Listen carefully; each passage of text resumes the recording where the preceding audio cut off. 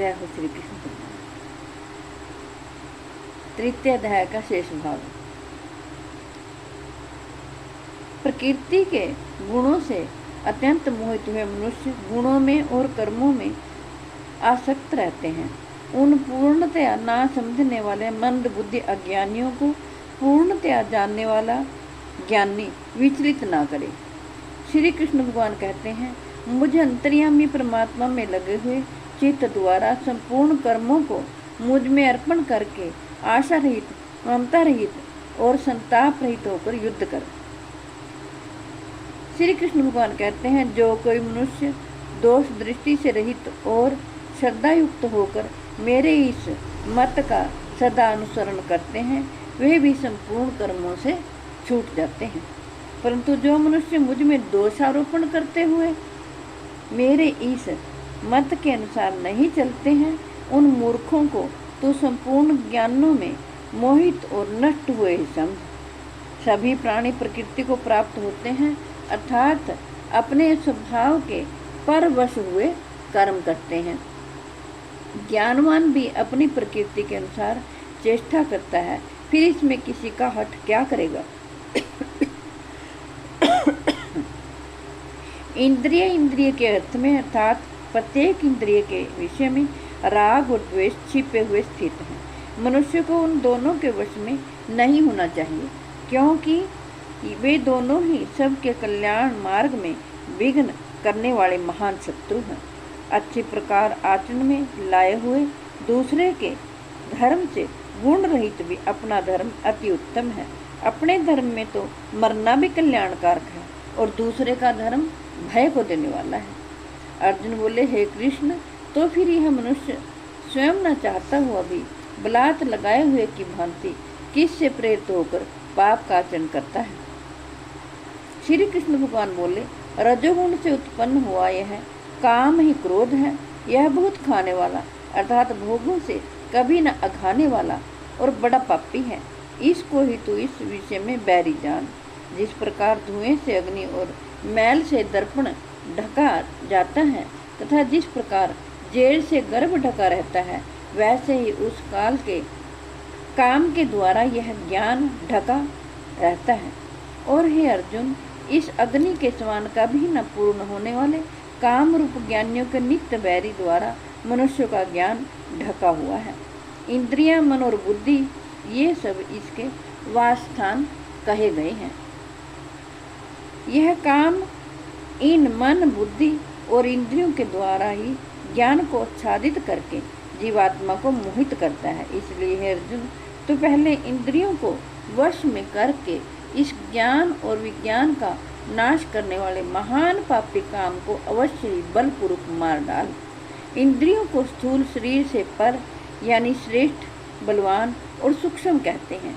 ये इंद्रियों से पर मन है और मन से भी पर बुद्धि है और जो बुद्धि से भी अत्यंत पर है वह आत्मा है। इस प्रकार बुद्धि से पर अर्थात सूक्ष्म, बलवान और अत्यंत श्रेष्ठ आत्मा को जानकर और बुद्धि के द्वारा मन को वश में करके, हे महाबाहो, तू इस काम रूप दुर्जय शत्रु को मार डाल। जय हो श्री कृष्ण। चतुर्थ अध्याय। चौथे अध्याय में श्री कृष्ण भगवान कहते हैं, मैंने इस विनाशी योग को सूर्य से कहा था। सूर्य ने अपने पुत्र वैवस्वत मनु से कहा और मनु ने अपने पुत्र राजा इक्ष्वाकु से कहा, हे परंतप अर्जुन, इस प्रकार परंपरा से प्राप्त इस योग को राज ऋषियों ने जाना, किंतु उसके बाद यह योग बहुत काल से इस पृथ्वी लोक में लुप्त प्राय हो गया था। तो मेरा भक्त और प्रिय सखा है, इसलिए वही यह पुरातन योग आज मैंने तुझको कहा है, क्योंकि यह बड़ा ही उत्तम रहस्य है अर्थात गुप्त रखने योग्य विषय है। अर्जुन बोले, आपका जन्म तो अर्वाचीन अभी हाल का है और सूर्य का जन्म बहुत पुराना अर्थात कल्प के आदि में हो चुका था। तब मैं इस बात को कैसे समझूं कि आप ही ने कल्प के आदि में सूर्य से यह योग कहा था। श्री कृष्ण भगवान बोले, हे परंतप अर्जुन, मेरे और तेरे बहुत से जन्म हो चुके हैं। बहुनी में व्यतीतानि जन्मानि तव चार्जुन, तान्यहं वेद सर्वाणि न त्वं वेत्थ परन्तप।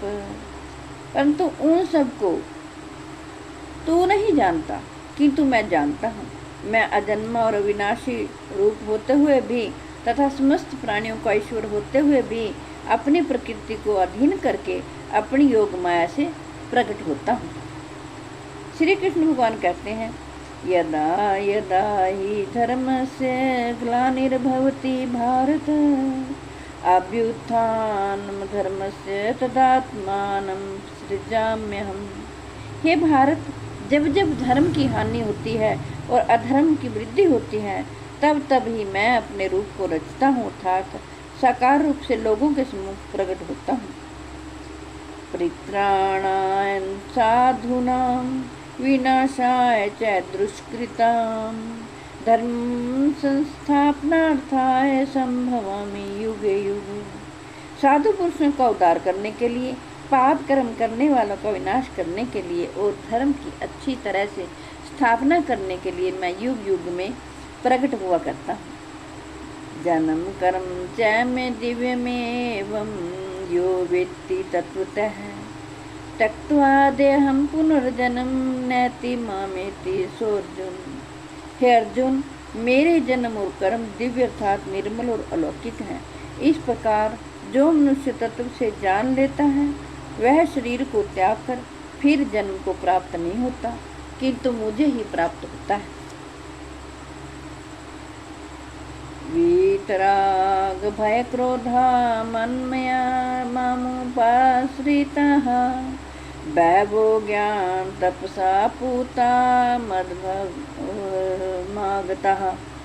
पहले भी जिनके राग भय और क्रोध सर्वथा नष्ट हो गए थे और जो मुझ में अनन्य प्रेम पूर्वक स्थित रहते थे, ऐसे मेरे आश्रित रहने वाले बहुत से भक्त उपयुक्त ज्ञान रूप तप से पवित्र होकर मेरे स्वरूप को प्राप्त हो चुके हैं।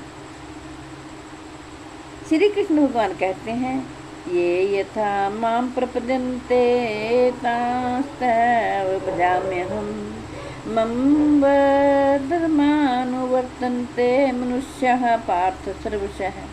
हे अर्जुन, जो भक्त मुझे जिस प्रकार भजते हैं, मैं भी उनको उसी प्रकार भजता हूँ था, क्योंकि सभी मनुष्य सब प्रकार से मेरे ही मार्ग का अनुसरण करते हैं। इस मनुष्य लोक में कर्मों के फल को चाहने वाले लोग देवताओं का पूजन किया करते हैं, क्योंकि उनको कर्मों से उत्पन्न होने वाली सिद्धि शीघ्र ही मिल जाती है। जय हो श्री कृष्ण।